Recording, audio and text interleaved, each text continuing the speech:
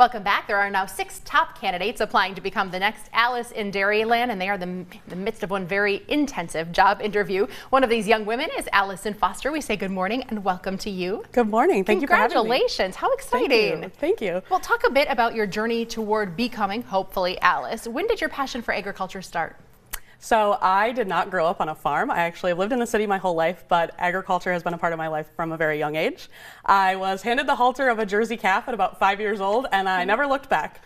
My parents thought that was going to be a one-time thing, I'm pretty sure, but I was persistent, and they knew I was going to be involved for a very long time. So joined 4-H and FFA and showed cattle through those organizations, as well as gained leadership and public speaking skills as well.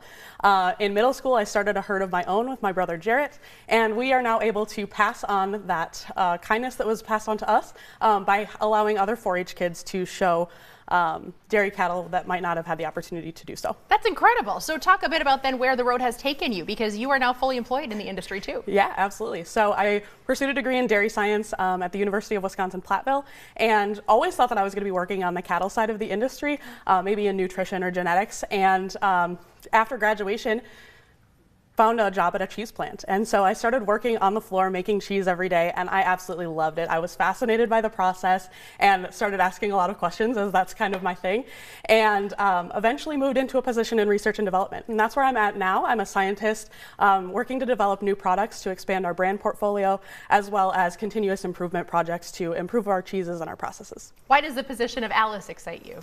The position of Alice excites me. It has for a really long time. When I was growing up, I have a lot of stories of being able to connect people to agriculture through the county fair. One specific instance was we would always bring this old cow with us. Her name was Minnie. She was my brother's first calf, so she was very docile, very gentle, and we specifically brought her to the fair to be able to have attention and people to pet her and learn about agriculture. Sure. So there was this little boy, and he wanted to pet a cow, and he fell instantly in love with Minnie. So we talked about the fact that there's 5,300 dairy farms in Wisconsin, and 99% of them are family owned, as well as what she ate and how much milk she produced.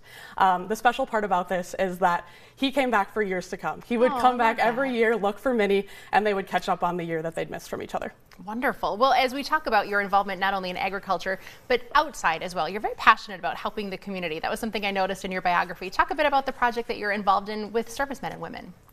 So I started with an internship with Operation Not Alone, which is a nonprofit based right here in Wisconsin, and started with communications, kind of writing our blog, doing a lot of our social media work, and then really just had a heart for having a more active role in helping our active service members. So I took over the role of packing care packages.